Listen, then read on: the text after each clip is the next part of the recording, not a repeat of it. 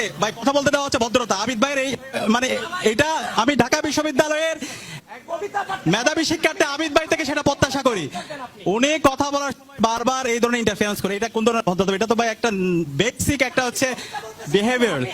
যখন রিপ্লাই দেওয়ার পর যখন উনি বারবার এই কবিতার মতো মিথ্যা জিনিসগুলো আবৃত্তি করে, তখন আর কিছু বলার থাকে না। এই বিষয়গুলো আমরা অনেকবার বলেছি, অনেকবার এগুলো ক্লারিফিকেশন দেওয়া হয়েছে। এবং উনি যে বিষয়টা বলতেছে, উনি বারবার, যেমন কিছুদিন আগে শিবিরের বিভিন্ন হচ্ছে ওনার সকল অপকর্ম বলে তিনি হচ্ছে পাঠ করেছিল ৭১.org থেকে। ওই এর অপর পেজে বলা আছে জিয়া রহমান হচ্ছে একজন স্বৈর শাসক, সে হচ্ছে খুনি, তারেক জিয়া হচ্ছে একজন খুনি, এবং হচ্ছে ওখানে আমি ওটা কোট আনকোট বলতেছি, এবং ওইখানে বলা আছে হলো খালেদা জিয়া এটিমের টাকা আত্মসাৎকারী। তো ওই ধরনের বয়ান দ্বারা যখন আমাদের আবিদ ভাইরা প্রভাবিত হয়, তখন তো আর কিছু বলার থাকে না। ঢাকা বিশ্ববিদ্যালয়ের মেধাবী শিক্ষার্থীদের এই বিষয় অবশ্যই তারা বোঝার কথা। এবং আজকে আমরা যখন ডাকসু নিয়ে আলাপ করছি, একটা হচ্ছে